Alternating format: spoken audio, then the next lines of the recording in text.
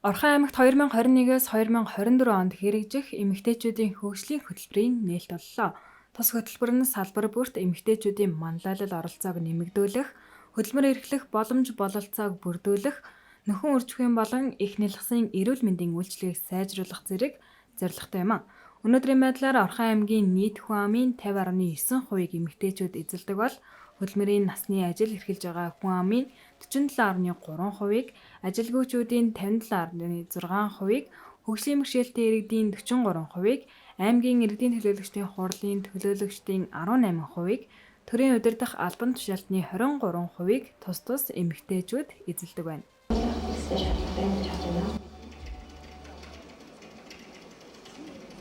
Эмэгтэйчүүдийн оролцоо бүх төвшөнд зэрэг байх шаардлагатай байна. Тэрнээс бол ганц нэг юм уу аль нэг салбарын асуудал ярих юм бол өөр төвшин гарч ирнэ.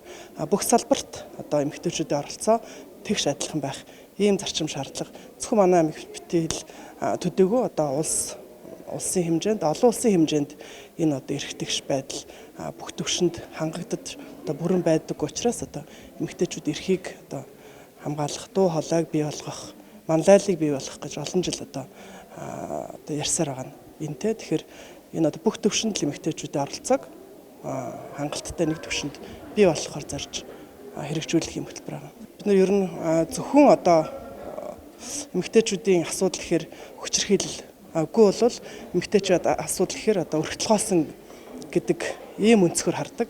Эмэгтэйчүүдийн асуудал бүх төвшөнд авах хэрэгтэй.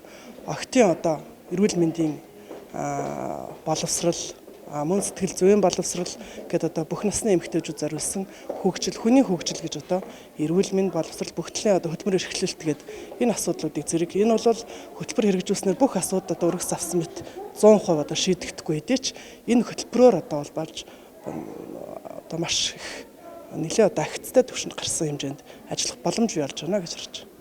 Хөтөлбөрийн үр дүн мэдээж нийгэмд байгаа олон сөрөг үзэгдлүүдээр гэр бүлд байгаа болохгүй зүйл, хүүхдийн хүмүүжил, эхнэр нөхрийн харьцаа өөр юу байдгийг тийм ээ.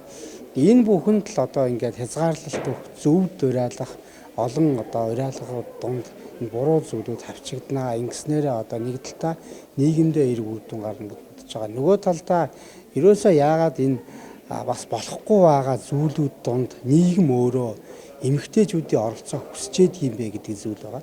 Тэгэхээр зэрэг тэр шийдвэр гаргах төвшөнд, тэр манлайлж байгаа төвшөнд оролцож байгаа эмэгтэйчүүдийн тоо нэмэгдэх ёстой гэж харж байгаа. Сая одоо бас энэ хурлын нээлтэн дээр үг хэлэхдээ би нэг статистик хэллээ тийм ээ. Ажиллах хүч, хөгжлийн бэрхшээлтэй иргэд байд юм, ажил хайж байгаа иргэд нийт одоо хүн амд эмэгтэйчүүд гээд илүү хэрнээ яг шийдвэр гаргаж байгаа төвшөнд, удирдах төвшөнд гол одоо ажлуудаар байгаа эмэгтэйчүүдийн тоо харьцангуй бага болоод ирж байгаа. Энэ бол биднэрт байгаа өнөөдрийн бас гажиг байна л гэж харж байгаа. Энэ зүйлүүд засагдсан байх хэвээр. Энэ зүйлүүдийг иргэд олон нийт ойлгох байх хэвээр.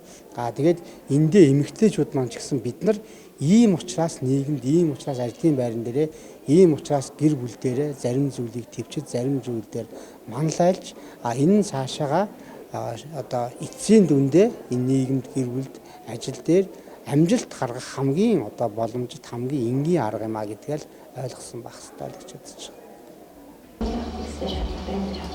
Тус хөтөлбөр улсдаа анхныхд тооцогдох томоохон хөтөлбөр гэдгийг албаны хүмүүс онцолж байлаа.